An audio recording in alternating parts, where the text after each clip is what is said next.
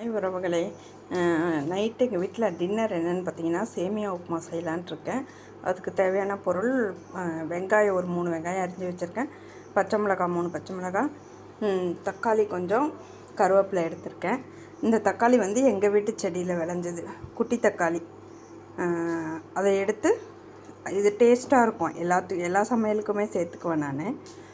ரொம்ப டேஸ்ட்டாக இருக்கும். சட்னிலாம் தக்காளி சட்னிலாம் அரைச்சோம்னா அவ்வளோ டேஸ்ட் இருக்கும். இப்போ வாங்க எப்படி செய்யறதுன்னு பார்க்கலாம். ஆயில் சேர்த்துக்கலாம். Light house red rice oil சூடாகிடுச்சு.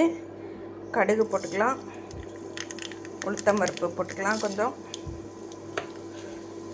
கடலப்பருப்பு கொஞ்சம். எங்கள் வீட்டில் எல்லாருக்கும் அந்த வாசனை பிடிக்கும், அதனால் நான் 2 ஸ்பூன் மாதிரி போட்டிருக்கேன்.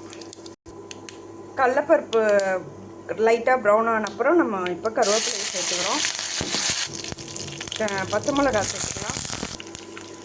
இந்த ஸ்டேஜில் ஆனியன் சேர்த்துக்கலாம்.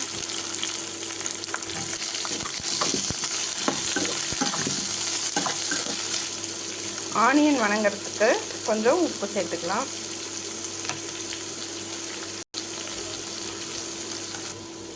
வெங்காயம் வணங்கிடுச்சு.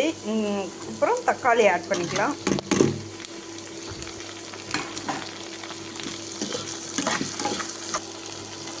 தக்காளி வணங்கிடுச்சு. இப்போது நம்ம தண்ணி ஆட் பண்ணிக்கலாம். ஒரு பாக்கெட் சேமியாவுக்கு இந்த டம்ளரால் 1.5 டம்ளர் தண்ணி அளந்து நான் ஊற்றிக்கிறேன். இப்போது 3 பாக்கெட் சேமியா எடுத்திருக்கேன். அதுக்கு வந்து 4.5 டம்ளர் 4.25 டம்ளர் தண்ணி ஊற்றிருப்பேன். நான் தண்ணி ஊற்றிக்கிட்டேன். இது வந்து கோதுமை சேமியா, தின்னாவும் இருக்கும், ரோஸ்ட் பண்ணி வச்சுருப்பாங்க கோதுமை சேமியா. இது நான் தண்ணி கொதிச்ச அப்புறம் இதை ஆட் பண்ணும்போது உங்கள்கிட்ட காட்டுறேன்.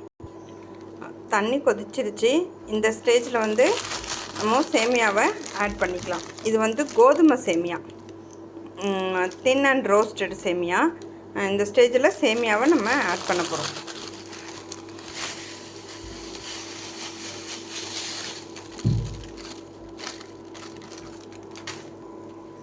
சுவையான கோதுமை சேமியா ரெடி ஆகிடுச்சு. நீங்களும் இதை மாதிரி செஞ்சு பாருங்கள்.